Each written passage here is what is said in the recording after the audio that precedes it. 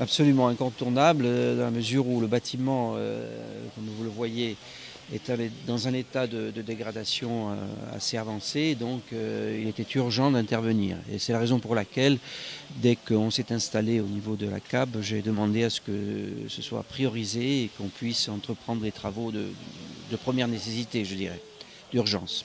Des travaux d'urgence, mais de grande envergure quand même, parce que c'est un certain budget qui est mobilisé avec des travaux assez importants.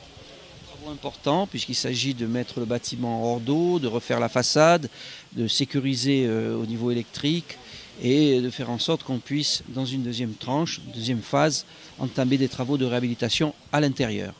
Qu'est-ce qui pourrait être fait sur cette base nautique? Alors, une base nautique, par définition, hein, elle doit accueillir des activités sportives, nautiques.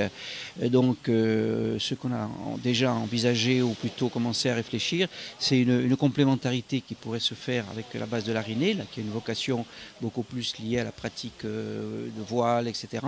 Et ici, ça serait plus paddle, plus lié à des sports plus accessibles d'entrée et moins, comment dirais-je, moins dépendants des mises à l'eau des bateaux. La plongée également, puisqu'il y a des clubs de plongée qui fréquentent Portog et qui sont désireux de s'installer ici. Donc ça peut être vraiment une source intéressante d'activité, mais pourquoi pas aussi de revenus. Il y a également des activités, et ça on va y réfléchir, qui seraient liées à la meilleure connaissance des milieux marins, la connaissance de la mer, etc.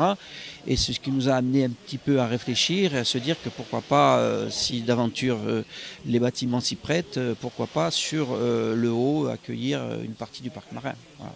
C'est un enjeu de taille justement de pouvoir accueillir le parc marin ici, selon vous? Bah écoutez, ça ne dépend pas de nous, ça dépend d'une part du parc qui a sa décision à prendre et je sais qu'il consulte actuellement toutes les communes. Donc pourquoi pas, mais cela dit, les activités et les idées ne manquent pas. On pourra, je pense, facilement trouver de quoi alimenter les espaces du haut.